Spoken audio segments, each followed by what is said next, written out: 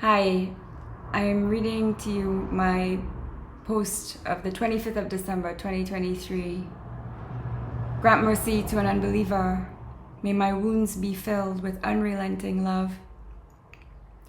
On this Christmas day, I ask for mercy for an unbeliever. I grew up Catholic, but I'm not a religious person. And in my life, I have been many times over unbeliever and believer.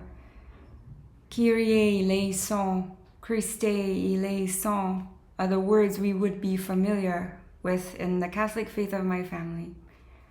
Lord, have mercy. Christ, have mercy. I sit before you hollow and empty, save for the memories of the mind, the hunger in this belly, and the cool air from a small fan at these feet. I think of the years past, and hold in terror and wonder the possibilities of the moments to come. The illusory experience of this human form is what it means to have fallen from grace.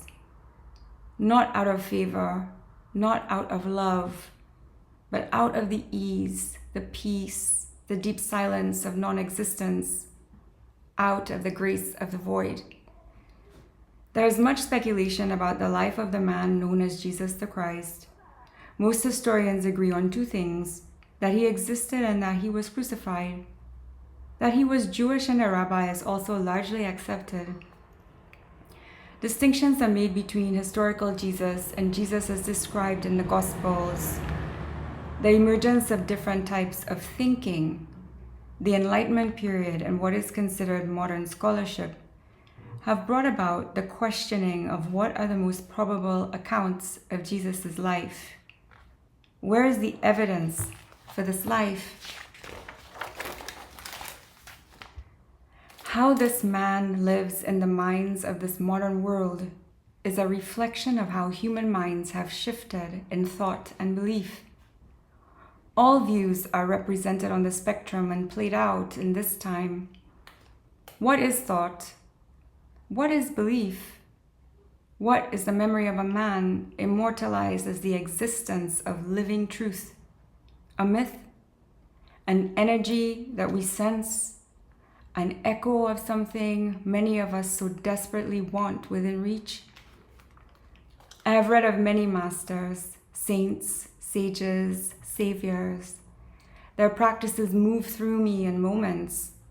None quite capture the mind and heart as does the echo of this man, if only for the simple fact of his crucifixion.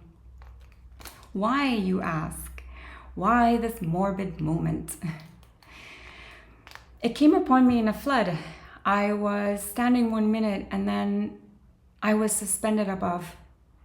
I saw a cloudless blue sky to my left and a slanted horizon and then blinding golden sand. I was deafened by the sound of the wind.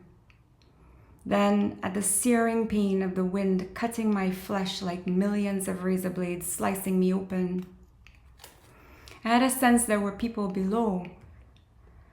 But yet I was completely alone and fading in and out of consciousness. The wind cut through me and I reached for you, dear void. Can I stretch this skin to the beyond? Come, come. Yes, Father, yes, Mother, I ask for mercy. Screaming out to you. Darkness, come to me. Let not this wind slice me open any further.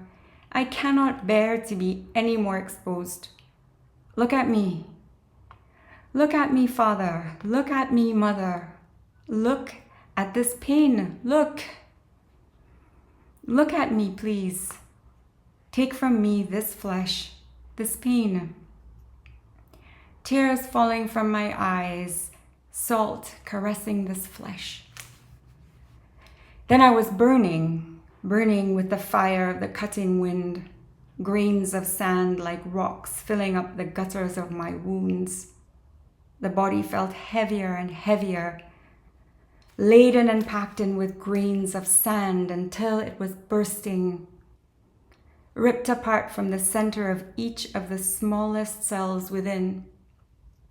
Then, to want for nothing save the mercy of God, the mercy of awe itself, to want for nothing of this life, only for the mercy of awe itself. I imagine my soul an open, gaping mouth, frozen in awe, or perhaps it is a widened eye that cannot blink. Do I have a soul? Even if only in my imagination, it does live. And God, what of God and awe?